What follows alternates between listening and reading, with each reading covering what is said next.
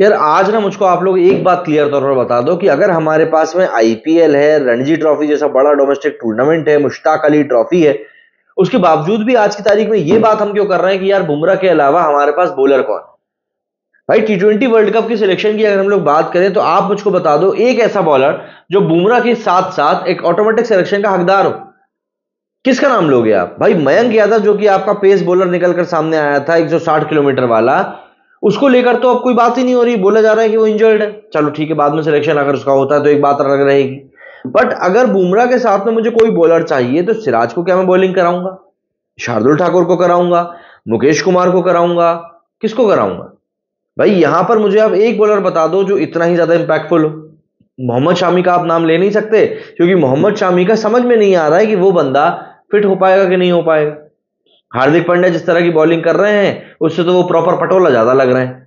तो आखिर सवाल यही है कि भैया बुमराह नहीं तो कौन? अगर किसी मैच में खुदा न खास्ता बुमराह इंजर्ड हो गया तो आपकी बॉलिंग ही फेल हो जाएगी। फिर आप किस तरीके से आगे बढ़ोगे यार? क्योंकि आपके पास में टू बी प्रैक्टिकल अभी इस समय पर ऐसे बॉलर नहीं है जिनके ऊपर आप रिलाय कर सको। आप कुलदीप की बात करते हो, आप बिश्नोई की बात करते हो, आप चहल की बात करते हो, आप रविंद्र जडेजा की बात करते हो। यार ये सब के सब बॉलर्स बढ़िया हैं, बट अगर हम डोमिनेटली बात करें तो ये सब के सब कहीं ना कहीं सिर्फ स्पिन बॉलर्स हैं। आपको मैच में खेलने के लिए कम से कम 2 और एट मैक्स आपको 3 पेस बॉलर्स तो चाहिए ही चाहिए। भैया पिच स्लो है, आप सबसे चीजें आपकी बात मान लेते हैं हम लोग, लेकिन आपको इन सब चीजों के बीच में भी बॉलर तो चाहिए ही ना। भले ही बैकअप के तौर पर चाहिए लेकिन बॉलर चाहिए। तो आखिर फिर आप किस बॉलर को लेकर जाने की सोच रहे हो? आकाश मांदवाल का अगर आप नाम लेते हो तो मुझे नहीं लगता कि इस बार वो कंसिडरेशन में आने वाले हैं।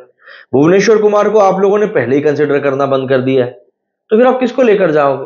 भाई टी नटराजन जो था वो अभी खेल रहा है, सनराइजर्स के खिलाफ की तरफ से खेल रहा है वो, लेकिन आपने उस बॉलर को ऑस्ट्रेलिया के टूर के बाद में इतने मौके ही नहीं दिए कि वो पक सके। तो टी नटराजन भी वहां से हट जाते हैं।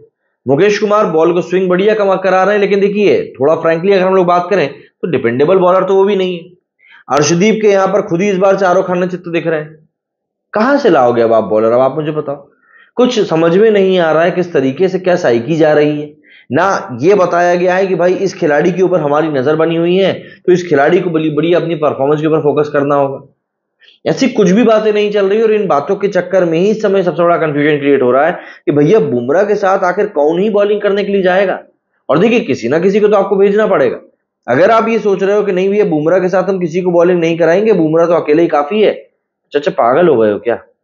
अकेले बैट्समैन से आप किसी टूर्नामेंट को जीत नहीं सकते।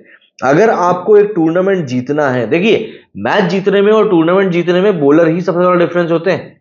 अगर आपको एक मैच जीतना है तो वो मैच आपको बैट्समैन जिता सकते हैं, लेकिन अगर आपको एक टूर्नामेंट जीतना है तो उस टूर्नामेंट को जीतने के लिए आपके बॉलर आपको मतलब पूरे फुल फॉर्म में चाहिए ही चाहिए। अगर हम लोग इस बार के भी वर्ल्ड कप की बात करें तो यही चीज हो रही थी। एक तरफ से शामी, एक तरफ से बुमराह, फिर सिराज, सबके सब बढ़िया फॉर्म में चल रहे थे और यही बड़ा कारण था कि अपोजिशन टीम जो थी वो अच्छा परफॉर्म नहीं कर पा रही थी। बट अगर हम लोग अभी की टी20 वर्ल्ड कप की बात करें तो आप पुराने चावलों में देख सकते हैं रोहित शर्मा ने तो उस तरीके से अपनी प्रिपरेशन शुरू कर दी है कि भैया मुझको कौन कौन से बॉलर चाहिए। बट प्रीडोमिनेटली बात यही आ जाती है कि आप आखिर फिर सिलेक्ट किसको करोगे, क्योंकि चीजें जितनी आसान दिखलाई पड़ रही है उतनी आसान देखिए हकीकत में नहीं है। और यही एक बड़ा डिफरेंस है जो कि इस समय निकलकर दोनों तीनों टीमों के सामने आकर बैठ गया है।